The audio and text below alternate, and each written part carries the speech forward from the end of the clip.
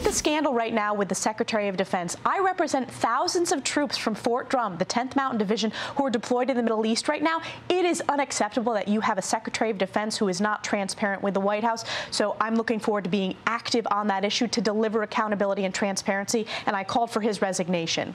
Okay, moments ago right here on Fox and Friends, another member of Congress calling on Secretary Austin to resign as the administration faces growing scrutiny over its transparency or lack of it on hospitalization. We didn't know why he went in the hospital. It was all a secret. And critics also pushing back on the Pentagon's response, asking, is removing cancer really an elective surgery? America's Newsroom co-anchor and former White House press secretary Dana Perino joins us now. Dana, you heard Elise Stefanik saying he needs to resign, he needs to be fired. What do you think? I think that this should have been Biden's decision immediately. I don't think that, like, the chief of staff at the Department of Defense, whose responsibility it was to alert everyone, she has called for a 30-day review. We don't need a 30-day review. We have 30-second review. And, like, yeah, this is and also, I hate group work. And this chief of staff at the White House has now told every cabinet secretary that they have to produce a memo by January 12th to say, this is our chain of command. This is how we... And none of that was necessary to do all this extra work. There was one person who made a terrible decision.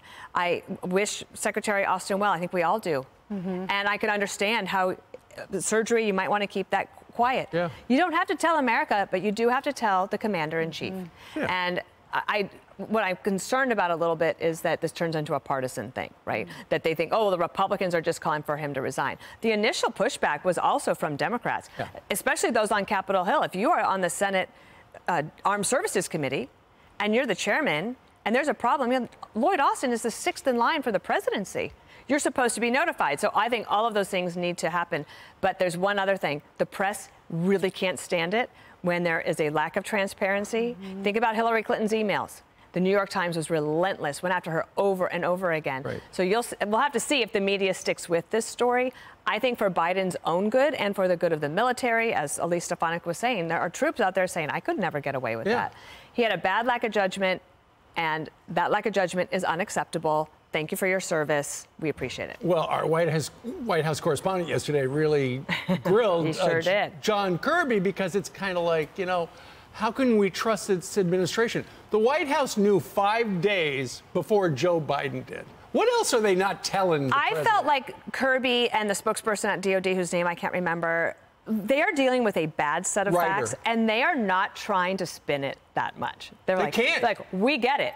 It's bad. And there is, however, only one person who can actually deal with it, and that is Biden, and he's just chosen not to. I mean, he was under general anesthesia. He was knocked out, and nobody knew. So that's a problem.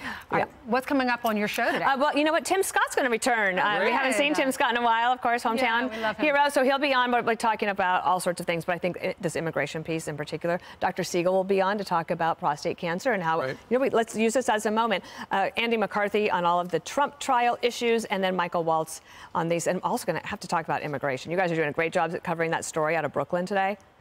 You want to see a blue state turn red? Do more of that. No kidding. No kidding. 19 minutes from now, she's going to be in the chair, and I think Bill Hemmer's going to be sitting next to her. I will be with him. See you in a minute. We look forward to it. I'm Steve Ducey. I'm Brian Kilmeade. And I'm Ainsley Earhart. And click here to subscribe to the Fox News YouTube page to catch our hottest interviews and most compelling analysis.